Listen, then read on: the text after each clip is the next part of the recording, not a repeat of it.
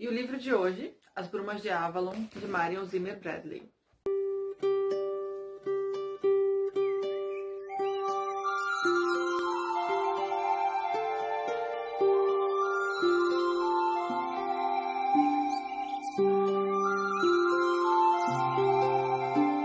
Hoje nós vamos falar sobre esse livro que eu adoro, que é um dos meus preferidos da vida, que se chama As Brumas de Avalon, no original Mists of Avalon, de Marion Zimmer Bradley. Esse livro é muito legal, assim, porque a autora, ela decidiu recontar o mito do Rei Arthur, que já foi contado dezenas de vezes, mas dessa vez ela conta através do ponto de vista feminino, dessas personagens fortes que fazem parte do mito, porém é sempre como coadjuvantes. Na obra da Marion, elas são as protagonistas. Então, assim, no Brasil, a série, foi lançada uma série de 4 livros, eu tenho a série completa, que eu adquiri há um bom tempo pelo site das lojas americanas, se não me engano, com um precinho super bom. Mas o original americano foi lançado um livro só. Então era um livro bem grandão, né? Uma edição só. Eu tenho a obra completa. É muito legal, assim, porque essas personagens, elas sempre, principalmente a Morgana, que é a protagonista, pra mim ela é sempre uma referência quando eu penso numa personagem feminina forte, porque a Morgana nessa obra, ela não é a bruxa Morgana, como nós estamos acostumados a ver, ou a fada Morgana, não é a vilã também, que aparece em muitas versões do mito do Rei Arthur, mas ela é uma personagem, uma mulher humana, uma personagem de carne e osso, que tem vários defeitos e várias qualidades, mas é uma personagem muito forte, muito complexa, bem interessante mesmo. E o mais legal dessa obra é que todas essas mulheres, tanto a Morgana como a Igraine, a Viviane, elas são mulheres muito diferentes entre si. Elas têm personalidades bastante distintas, mas elas todas elas são muito fortes, elas defendem muito o ponto de vista delas. Então é bem interessante. Então, assim, esse livro ele foi publicado no início da década de 80 nos Estados Unidos, um pouco depois chegou ao Brasil, mas ele foi escrito durante a década de 70 pela Marion nos Estados Unidos. E é muito legal, assim, a gente pensar que a autora, ela, nessa história, nessa releitura do mito do Rei Arthur, ela se propõe a analisar a vida e o papel das mulheres durante a Idade Média, porém ela traz conflitos que são bem pertinentes à época que a autora estava escrevendo. Então a obra tem muitas questões que eram conflitantes e polêmicas na época da autora, e que se a gente parar para pensar ainda são assim, polêmicas até hoje, são tabus. Muitas questões, em pleno 2020, ainda se discute a questão do aborto, a homossexualidade, por muita gente ainda não é vista como uma coisa natural, e na obra ela tá bem trabalhada. O papel da mulher, das mulheres dentro da sociedade, principalmente a questão da liberdade sexual. Então, tem toda uma coisa da velha religião, do paganismo, as mulheres serem livres, elas eram as matriarcas das famílias, elas eram as figuras mais importantes dentro da sociedade, numa época que a Bretanha, ela se divide entre as tradições dos povos originários da Bretanha com a chegada dos cristãos, né, que na figura dos personagens romanos. E mais adiante tem a chegada, a disputa dos saxões. Então, assim, o livro ele pega bem esse período, o período que a Bretanha estava dividida entre a tradição dos povos, das antigas religiões, mais a chegada dos romanos, a invasão dos romanos, né? Não é bem uma chegada, é uma invasão mesmo dos romanos e do cristianismo, e também a ameaça das invasões dos povos saxões.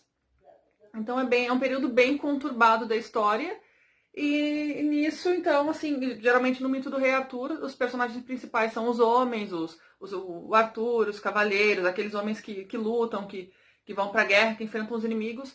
E as mulheres, agora nessa obra, elas são as protagonistas, e a luta é mais para se afirmar dentro daquela sociedade conflituosa, mantendo as tradições da velha religião. Então são sacerdotisas, são profetisas, são mulheres que têm um papel, além desse papel de estarem dentro da sociedade, elas também estão mantendo a tradição do seu povo. Eu vou ler um trechinho, então, logo do início da obra. Que assim, a obra basicamente é narrada em terceira pessoa, mas tem vários momentos em que aparece a voz da protagonista, da Morgana. Morgana fala: em vida chamaram-me de muitas coisas, irmã, amante, sacerdotisa, maga, rainha. Na verdade, cheguei a ser maga, e poderá vir um tempo em que tais coisas devam ser conhecidas. Verdadeiramente, porém, creio que os cristãos dirão a última palavra. O mundo das fadas afasta-se cada vez mais daquele em que Cristo predomina. Nada tenho contra o Cristo, apenas contra os seus sacerdotes, que chamam a grande deusa de demônio e negam seu poder ao mundo.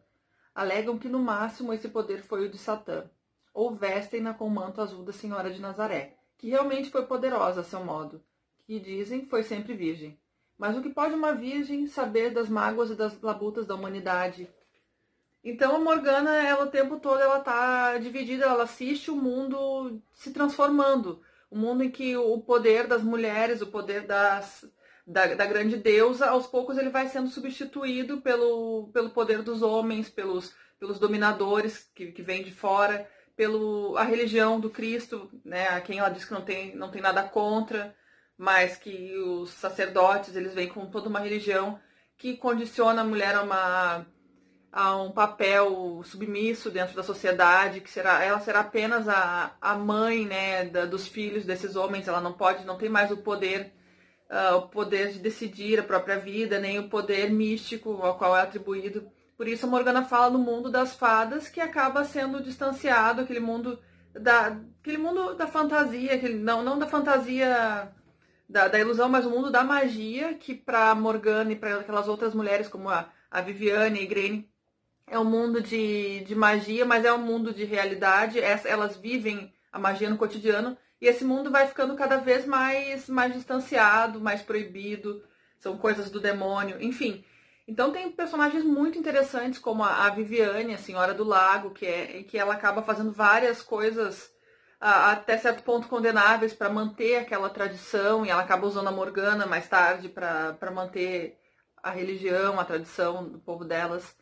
Tem a Igraine, que é uma personagem que é a mãe da Morgana e vai ser também a mãe do Arthur, que ela acaba sendo escolhida para tentar manter aquela linhagem, né, dos antigos de Avalon. Tem a Morgana, como nós já falamos, que é a protagonista.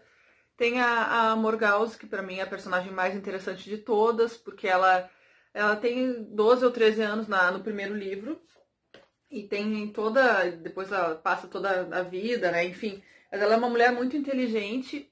E eu não quero dar spoiler, mas tudo aquilo que a gente acredita que ela é logo no início, aquela mulher frívola, vaidosa, preocupada só em ser a mais bonita, preocupada em seduzir, tudo isso é apenas uma das facetas dela. Ela é uma mulher muito poderosa, muito inteligente, e ela acaba sendo bastante estrategista, uma personagem bem complexa mesmo. E aí, que muito legal, assim, quem se interessar quem já leu ou for ler os livros, tem ainda o filme que foi lançado em 2001, que é bem interessante. É um filme ele não é exatamente fiel ao livro, como toda adaptação cinematográfica nunca vai ser fiel, mas ele tem vários pontos em comum, as personagens são muito bem construídas também, vale a pena assistir. Eu super recomendo, certo? Então até lá, uma boa noite para vocês. Espero que dê para ler um pouquinho antes de dormir. Beijos!